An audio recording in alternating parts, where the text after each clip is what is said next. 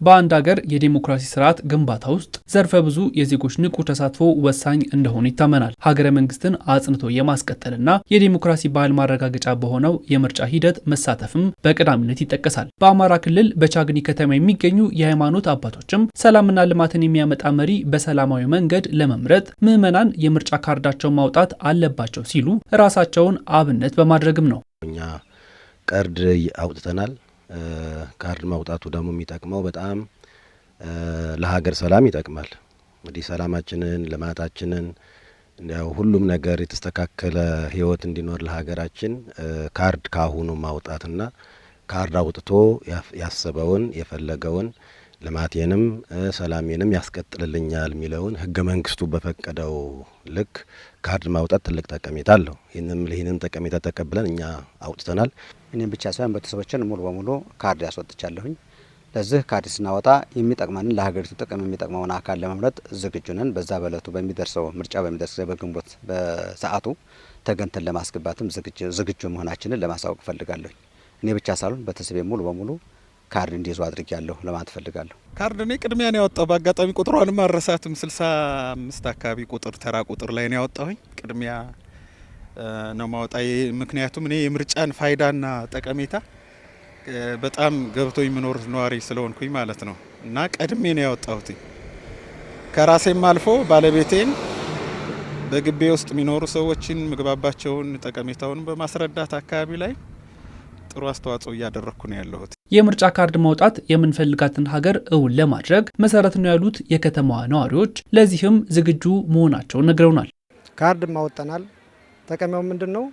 ይፈልገናል፣ ይበጀናል የሚለውን መንግስት ለመምጣት ካርድ ማውጣት አለብን። ካርድ ካላወጣን ደግሞ እኛም ይጠቅመንን ነገ እድላችን ተጠቅመን የሚጠቅመንን መንግስት ለመምረጥ ግዴታ ካርድ ማውጣት አለብን። ካርድ ነው መሰረቱ ብዬ የድምጻችን ምልክት ካርድ ነው ብዬ ነው ማሰበው። ለምርጫ ለመምረጥ አሁን ዝግጁ ሆኖ በሰፈራችንም ሆነ በቀበሌያችን ያለ ህዝብ እውነት ለመናገር ተጠናቋል ለማለትም እችላለሁ። አንዳንድ ቢቀሩ እንጂ ተጠናቋል የሚል የምርጫ ካርድ አወሳሰዱ በትክክለኛ ተስፈኛ ነን የሚል ሀሳብ አለ። ኢትዮጵያ ደግሞ የምትኖረው በምርጫ በሰላም በደስታ በተስፋ የምትኖር ሀገር እንጂ በጦርነት የምትገዛ ሀገር አይደለችም። የምርጫ ካርድ በማውጣት ሀገራዊ ኃላፊነትን መወጣት ብሎም ዴሞክራሲያዊ ልምምድን ማዳበር እንደሚገባም ተመላክቷል። ግንቦት 24 ነው ምርጫው። ለዛ ምርጫ እኔ ቀጣይ ሰላም ፈልጋለሁ፣ እኔ ቀጣይ ልማት ፈልጋለሁ፣ ቀጣይ ደግሞ የኢትዮጵያ ሀገራችን ሰላም መሆን አለባት ካልን ግንቦት 24 በፊት አሁን ነው ካርድ የሚወጣው። ካርድ ካልወጣ ደግሞ ግንቦት 24 ድምጻችንን የራሳችን ውሳኔ ማስቀመጥ አንችልም። አሁን ላይ ግንቦት 24 ሀገሬንም ራሴንም የሚመራኝን አካል ለማስቀመጥ ከአሁኑ ካርድ ሲወጣ ነው ውሳኔውን መጠቀም የምንችለው። ስለዚህ ህዝቡ ከአሁኑ ጀምሮ ካርዱን ማውጣት አለበት። በአጠቃላይ ካርዳችንን እናውጣ። ለሚመለከተው ፓርቲ የምንፈልገውን ለማውጣት ሁላችንም ዝግጁ እንሆን እላለሁኝ።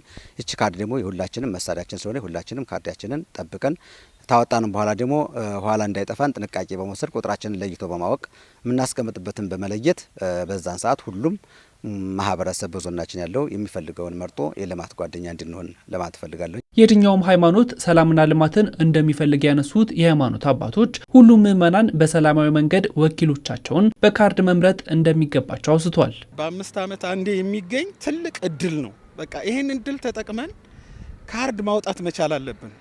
እኔ አልፌ በቃ ግዴታም ነው ብዬ አስባለሁ። አይዶን ነው ለምን እንደሆነ አላውቅም። በቃ ግዴታ የዜግነት ግዴታ እኮ ነው።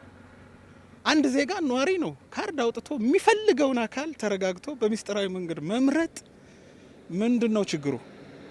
ስለዚህ እኔ ዜጎች ይሄን በ5 ዓመት አንድ የሚመጣን እድል ነገ ዳግም ማናገኘውን እድል ተጠቅመን ካርድ ማውጣት መቻል አለብን።